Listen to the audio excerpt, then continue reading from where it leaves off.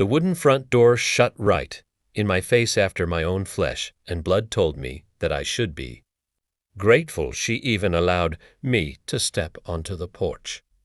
I stood outside the house I spent 2 years building with my own hands, while a cold realization washed over me. My name is Arthur, and at 65 years old I realized my family viewed me as an inconvenient guest. For over 3 decades, I worked in heavy construction, pouring foundations and framing roofs to provide a beautiful life for my daughter Donna. When she married a smooth-talking man named Greg 12 years ago, I welcomed him like a son and even let them move into the beautiful 3-bedroom home on my secondary acreage. I kept the legal deed under my own name to handle the taxes, but everyone understood the property would belong to them eventually. After a few years, the warm Sunday dinners stopped and Greg began talking constantly about personal boundaries while my daughter slowly grew distant from me. One afternoon, I drove over without calling to drop off a special gift for my grandson, Leo, but Greg blocked the doorway with a harsh expression. Donna stepped up behind her husband and told me that I should just be glad they still let me visit my own grandchildren. Those cruel words echoed in my mind during the long silent drive back to my empty home that evening.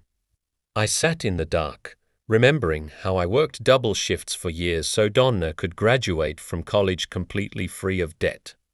I refused to let anger consume me because what I felt instead was a freezing clarity that my daughter was actively practicing this coldness. It became obvious that Greg was quietly rewriting her memories of our shared family history. I spent hours sitting at my kitchen table without turning on the lights or the television while thinking about my own father, who was a quiet man. He spent his entire life working hard and giving everything to ungrateful people who never said a single thank you before he went to his grave. I loved him dearly, but watching that silent bitterness eat away at his spirit taught me a valuable lesson. I waited nearly 2 months before taking action while watching their behavior from a distance to see the true reality of the situation. The expensive riding mower I lent Greg was left outside to rust in the rain, and the gutters were overflowing with dead leaves. They were not maintaining the beautiful home I built because they were simply waiting for me to pass away so they could claim the inheritance. It was heartbreaking to witness. The situation turned even more painful when my 9-year-old grandson, Leo, called me secretly on a Saturday morning to ask if we could go fishing together. Leo told me that his father claimed I was too busy and caused too much family stress, which was a complete lie. While we sat by the river that afternoon, I realized how deeply Greg was poisoning the mind of my grandson against me.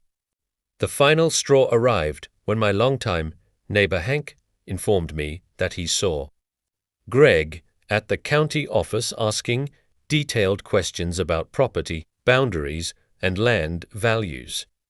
Greg was actively trying to appraise my property behind my back while I was still breathing. Soon after, Donna called me to suggest that I simplify my life, which made me realize they were already dividing my assets in their own minds. I immediately contacted my trusted attorney, Joyce, who confirmed that the land and the house belonged entirely to me, with 0 legal loopholes for them. I arranged a private lunch with Donna at a local diner without inviting her manipulative husband because I needed to talk to her face to face. I brought a thick manila envelope containing new legal documents that would completely rewrite the future they planned so carefully. Across the diner table, one passed the legal papers which placed the entire property into an unreachable protective trust for Leo. Donna retained the right to live there, but Greg was completely excluded from ever touching a single dollar or owning any piece of the land. My daughter stared at the documents in total silence as the reality of the actions of her husband finally began to crumble around her. With tears in her eyes, Donna confessed that Greg had spent years convincing her that relying on her father was a sign of emotional weakness. He had manipulated her into feeling ashamed of loving me while he secretly plotted to secure my wealth for himself. The very man who claimed my paternal love was a form of control was actually trying to control every single asset I owned from the beginning.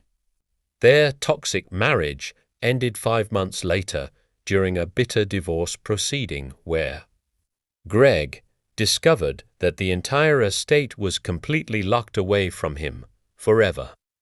I did not celebrate the pain of their separation, but I made sure I was there to support my daughter every single day without any arbitrary appointments. Donna admitted that she had slowly lost her way because the manipulation happened like a quiet dial turning down. Today Leo is 10 years old, and we spend our weekends fishing together while he learns the value of patience and hard work from me. Donna decided to sell the house on the back property because it held too many negative memories from her past marriage.